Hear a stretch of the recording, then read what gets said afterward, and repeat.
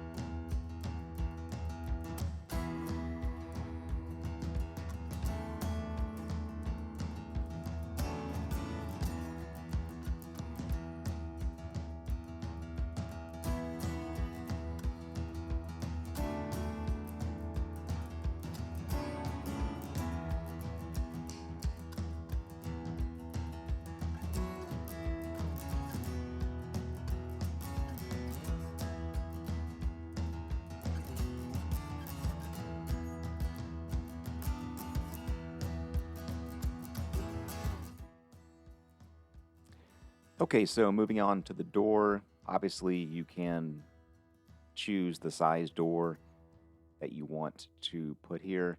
Uh, I think I did a 3070, though I will say in the residential market, 3068 is pretty standard. 3070 is more for commercial doors, but regardless, you just need to make sure that you have enough material here to properly frame in the opening for the door, leaving a little bit of space, which I don't think I did when I rushed through this one. Now that I think about it, you need to leave at least an inch to an inch and a half around the perimeter of the rough door opening so that you can shim in the door whenever you go to install it. So these are things that you can just put on the notes on the back end of Fusion 360 before you print out the drawings and give these plans to anyone or use them for yourself so that you know to leave yourself some space. Because again, what you're trying to achieve here is to build, in this case, a shop or a shed, and be able to print the material that can be obviously later cut in the field or placed as needed. It just to give you a very good idea of what you are building, basically. This is not going to be, in this case, at least, if I were to give this to someone to use, it wouldn't be like buying something from IKEA to where you would have an IKEA shopping list exactly where the parts go and they're already pre-cut. You're just not going to have that on a build like for something like this. So the main thing to worry about is getting most of the, if not all of the material accounted for so that you can have your customer order or yourself order the right amount of material and have a very good idea of what to do once you have the material.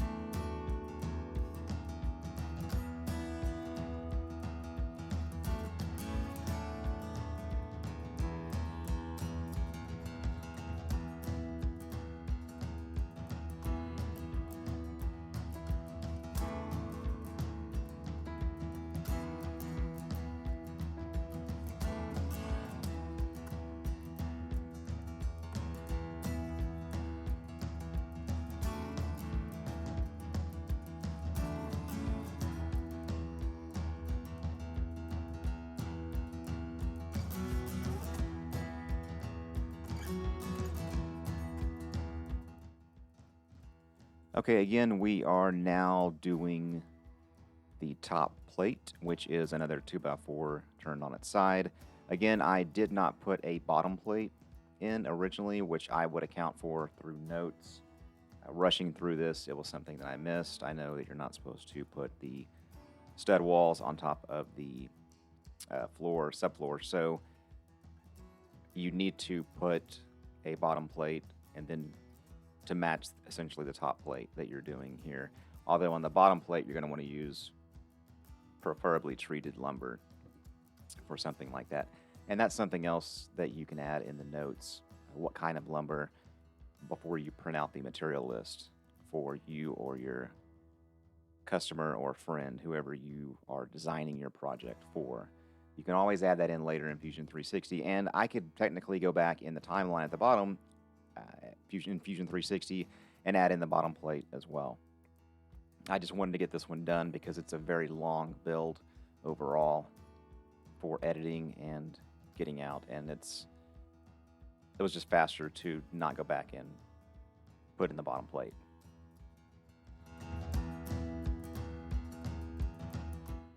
Okay, now getting closer to the end on this video, you will see that I'm adding the pitch for the roof. So you're going to want to set some, or I do anyway, some construction lines to give you about where you want the roof pitch to start, and start drawing it out. Now again, I was going to do a lean-to roof, which is much simpler to design and especially build in the field. But in this case, I wanted to put a composite roof on this build to show you guys how I would make shingles in Fusion 360. And also later on, on the walls, you'll see that I used hardy plank and designed it in Fusion 360 also. So anyway, just doing some things that I maybe wouldn't normally do in a build like this. I would probably have a lean-to type roof, and I would have probably just plywood on the exterior walls or something 4x8 to make the build go faster.